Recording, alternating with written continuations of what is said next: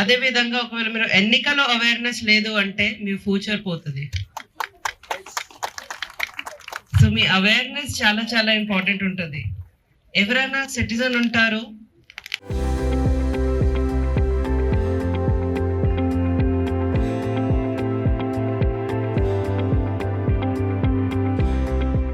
వాళ్ళకి ఒక అపైతి ఏముంటది అంటే, నా ఒకటే ఓటుతో ఏమవుతుంది, నేను ఒకేదాన్ని కదా, నేను ఇచ్చినా ఇవ్వకపోయినా కూడా ఏమవుతుంది.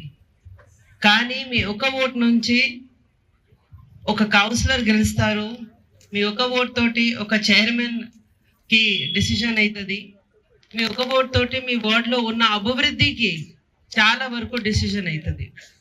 అందువల్ల అందరూ మీ ఒక ఓటు కూడా చాలా చాలా ఇంపార్టెంట్ ఉన్నాయి. అందరూ ఓటు వేయించాలి, ఆ ఆలోచనతో ముందుగా పోవాలి.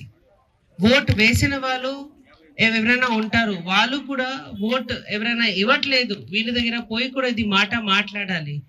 ఈ రోజు మన జిల్లా వారీగా ఎన్టీఆర్ నుంచి స్వీప్ యాక్టివిటీస్ మొదలు పెడుతున్నాము. ఇదే విధంగా ఇక్కడ సైకిల్ అవేర్నెస్ ర్యాలీ కూడా ఈ రోజు నుంచి స్టార్ట్ అవుతుంది. మీ వార్డు వారీగా కూడా మన కళా బృందం వాళ్ళు పోయి ఓటర్ అవేర్నెస్ గురించి మాట్లాడతారు.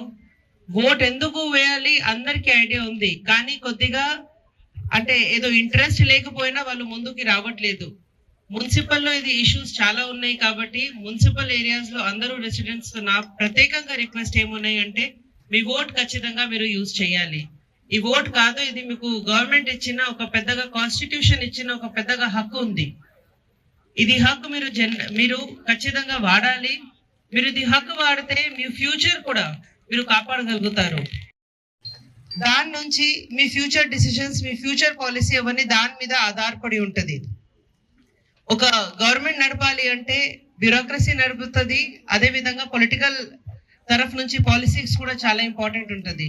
సో మంచి వాళ్ళకి మీరు ఓట్ వేయాలి అంటే ఫస్ట్ మీరు ఓట్ వేయాలి. చాలా మంది ఓట్ ఆప్షన్స్ వాడట్లేదు కాబట్టి 60%, 40% కొన్ని ప్లేసెస్ లో ఓట్స్ మీరు వాడుతున్నారు అంటే ఇది చాలా చాలా లెస్ ఉన్నాయి. Local to global news at your fingertips. మీ చేతిలో ఒక ఆయుధం. Download raw TV app. Media legend Ravi Prakash is back.